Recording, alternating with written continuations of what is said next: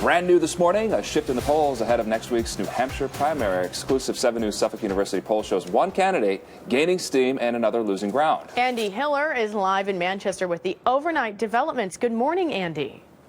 Hello, Ann. Stand by for news. Mitt Romney is slipping, Rick Santorum has jumped from 5th place to 3rd, and now Ron Paul is also getting an Iowa bounce here. Likely Republican primary voters are shaking it up less than a week before the polls open. In our exclusive 7 News Suffolk University poll, Romney remains the clear frontrunner with 41%. Ron Paul is second with 18%, and Rick Santorum is third with 8%. Newt Gingrich and Jon Huntsman both have 7%, and Rick Perry has completely collapsed to 0%. 17% say they're undecided, which means the number of undecided voters has increased in the wake of the Iowa caucuses. Our daily tracking poll shows it all. Romney losing 2 points in the last 24 hours, while Ron Paul picked up 4, bringing him closer to Romney than he's been all week. Rick Santorum is up 2 percentage points, which is putting him third, and he's also closer to Romney than he's ever been.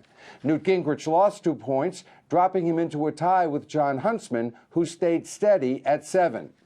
Mitt Romney is obviously beating his opponents, but he must also beat expectations, and they're going to be a lot higher here than they were in Iowa. So for Romney, the trends are troubling.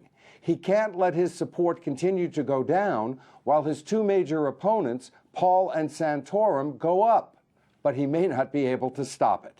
Live in Manchester, I'm Andy Hiller, 7 News Today in New England. And Andy, I know Romney's going to spend time in South Carolina this week today, and obviously he was ahead in the polls, but now they've slipped. Do you think that's a good move on his part? Obviously he did that, maybe thinking, I've really got a big lead here.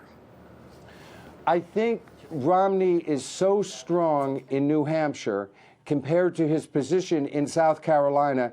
It's smart because what he's doing is he's putting them together.